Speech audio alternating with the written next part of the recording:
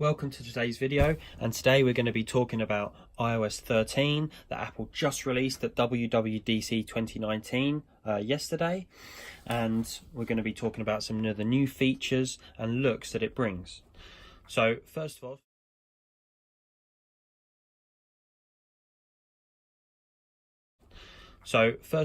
let's start with iOS 13 for your iPhone or iPod.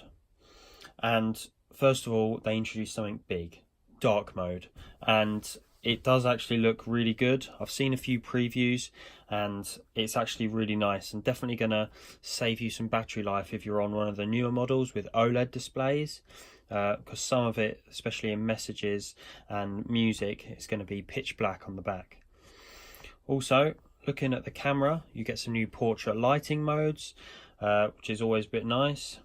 And then, but mainly in the Photos app, you're going to get this new days, months and years view, and that allows you to sort your photos based on what the date is and what you did today or last year.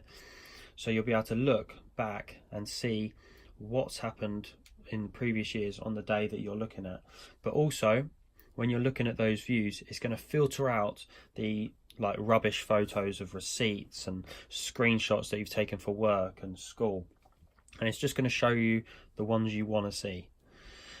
So also editing, photo editing has been great, and they've improved that to make it easier to see and know what you're doing. But also all of that editing is now also coming to video, which is amazing.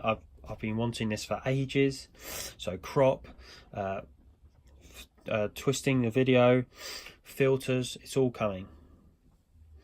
Also, Apple talked a lot about privacy and security this year at WWDC, and one way that they're doing that is with signing with Apple. So that's instead of signing with Facebook or Google, and this will allow you on inside Safari but also within apps as well to sign in with Face ID or Touch ID. But alongside that, they also said that some apps will also ask you to give your email address so they can contact you, and sometimes you don't want to give that company your email address. So this time you get the chance to give them a fake email address that Apple will provide them, which will then forward on the message to your email address. So the company or app never get your personal email address, but you still get the emails. That's going to be totally really helpful. There's some new HomeKit securities, so on device in the cameras analyzing a video before they send it to you encrypted. Maps as well. Now I'm in the UK, but they said by the end of this year 2019 they're going to have a much more detailed map for the whole of the US, and next year 2020 they're going to be working on other countries, presumably the UK and other bigger countries like that. So they talked about there was like a street view sort of thing, which is called their 360, and that's accessible through binoculars at the top of the screen when you're looking at certain places on the map. And if you can see when I go down that there's the new information that you get on the map, so much more detailed. Also, being able to add favorites and have collections within maps will be helpful. Siri also has a new voice, so that means that you'll be able to understand better what she's saying, and just sounds better. So you can have a little listen here. Absolute zero is the lowest limit of the thermodynamic temperature scale, a state at which the enthalpy and entropy of a cooled ideal gas reach their minimum value, taken as zero. So that's the new Siri voice. And tell me a maths problem. Here's what I found. Read it. A mathematical problem is a problem that is amenable to being represented, analyzed, and possibly solved with the methods of mathematics. Should I keep going? So there's Siri's old voice, and obviously you heard the new one. So it just sounds much more smooth and easier to understand. Also with Siri, the Shortcuts app is now default on your device, But also the HomePod has been updated, and it means that HomePod now recognises personal voices for different family members, as well as having handoff to the HomePod as well. So if you're listening to a podcast or music on your phone and you walk in the door, you can put your phone or tap your HomePod, and that will able to hand off the music straight to your HomePod. So there's no changing around. Also, AirPods, they now read messages aloud, and you can answer straight away without stopping your music or looking at your phone. Plus, a big bonus, now the new AirPods have Bluetooth 5.0. You can pair 2 sets of AirPods to one phone so that both of you can listen to music or a movie. Moving on, Memoji and messages. There's a few new emojis, including a mouse and a cow, and there's one other. But also you've got much more customization now with earrings, nose piercings, AirPods, hats, mascara, all different sorts of like eyeshadow and everything. Also, the keyboard is getting an upgrade, so you can now have swipe to choose your text, as well as sometimes you always get those random numbers in messages with a message and you have no idea who it's from, but now you won't get that. So now you're going to be able to share your face or emoji and who you are with the person you're sending a message to. So even if they don't have you as a contact, they'll know who you are. If you use reminders, and I don't really use them, but if you do, then they're going to become much easier to use and much more options. So it's a complete rehaul of the app, completely looks different, and it's going to be much easier for you to do. Toolbars, smart lists. CarPlay is also getting an update, so it'll be easier to see your things, music, maps, and also a bit easier to use, as well as having the calendar on there as well, so you make sure you get to places in time. Now, iOS 12 was all about performance, making your iPhone faster, opening apps faster, load times, and you think it would stop there, but no. iOS 13 is making it even faster and in the best possible places. So Face ID up to 30% faster on compatible devices. So I mean, right now it already takes me, it's not too long, but you wish it could be faster. And 30%, that's going to make a much bigger difference. Apps are 2 times faster, 50% smaller downloads, 60% smaller on average app update sizes. So also voice control, they're bringing, so if you aren't able to use your phone, if you're paralyzed for instance, then they're bringing voice control, so you can control all of the stuff on your phone. This is also coming to Mac and iPad as well, so you can control anything you need to easily. Text formatting in Mail, new fonts, improved notes, Health app is being added, a few different features.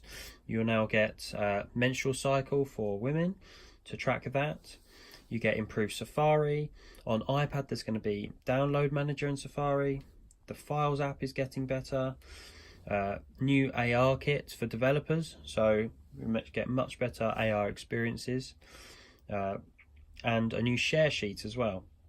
So the compatible devices for this software update in September will be the newest phones all the way back to the iPhone SE, so anything from an A9 chip up to the current one, and also the new iPod Touch that have just released, the 7th gen, that'll also be able to get iOS 13. Now, there is so many more things on iOS 13 that are amazing. They've improved the volume HUD, so instead of it in the middle of the screen like this now, it's going to be off to the side or the top, depending on whether you're in landscape or portrait mode. Much better.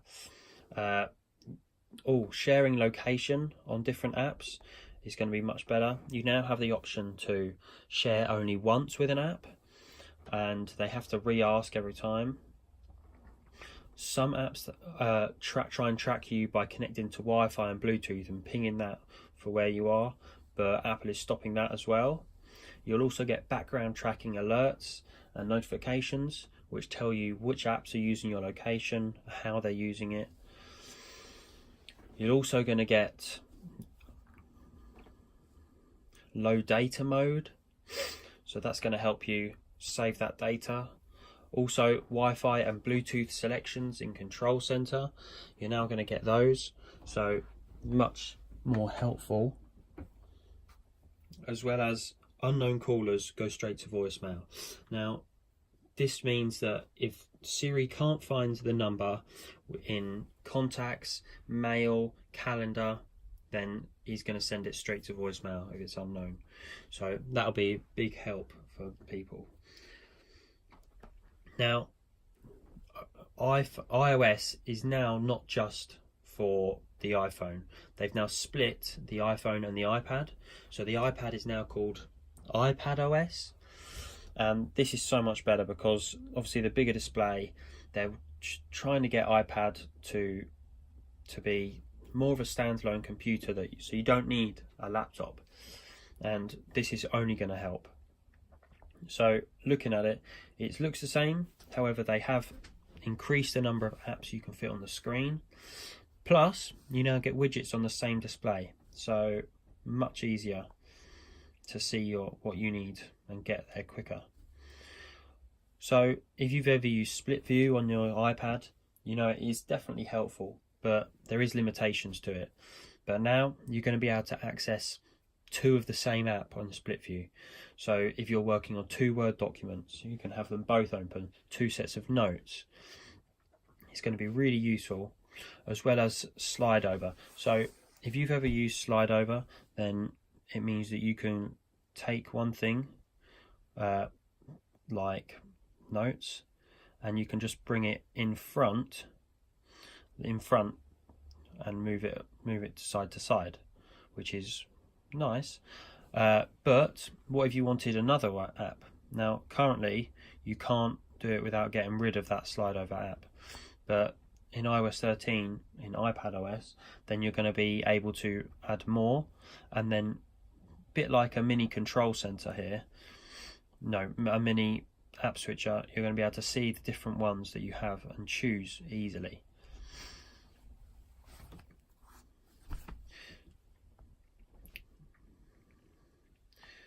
Then obviously the new home screen, you're also getting dark mode as well, so everything that is from iOS or the iPhone is also being brought to the iPad as well, which is super helpful.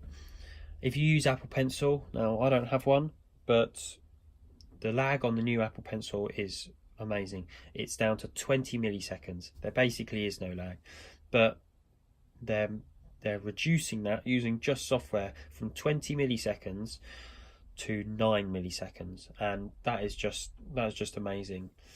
As well as that, you've got a new redesigned palette, so you can choose, and they're more 3D objects as well, so it just looks nicer, easier to use, nice rounded corners. You can now do full page markup, so easily do it from the screenshot, or I think it was swipe up from the bottom with your pencil or double tap from the bottom, and you can just instantly get that full page that you can mark up and send to others easily. Now, some people like to extend their Macs to their MacBooks to like a monitor, but you can now do that with your iPad as well, so super helpful. Text editing, I do this all the time for work on my iPad, this one, and sometimes it can be annoying having to select stuff and then double tap and copy and paste, but they're making it much easier. So you're going to be able to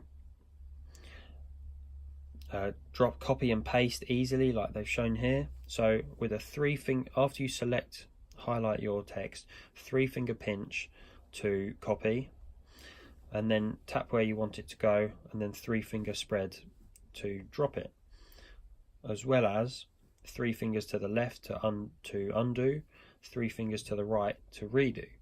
So it's going to be really easy to use. Might take a little getting used to all these gestures, but it will be much more helpful. You can now also pick up the cursor just by holding on it and dragging it to wherever you want on the page. And if you shrink down on the keyboard, it's now going to turn into more of an iPhone keyboard, so you can use it with one hand, just with the thumb or finger.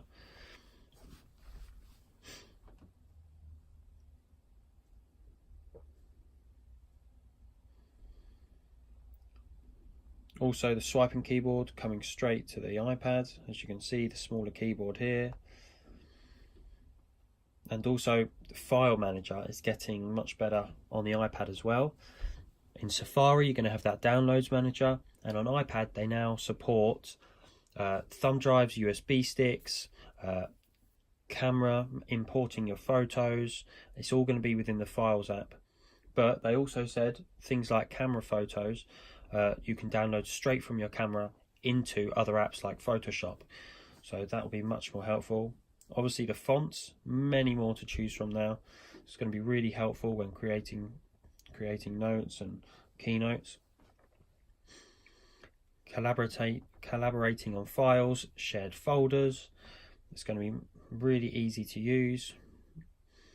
Safari, you got Apple said that often the iPad doesn't get the right screen when you're on Safari, and sometimes it will get the mobile app, sometimes get the desktop, and now they're going to get the iPad is going to get the desktop website optimized for iPad, so it's just going to look nicer and feel better.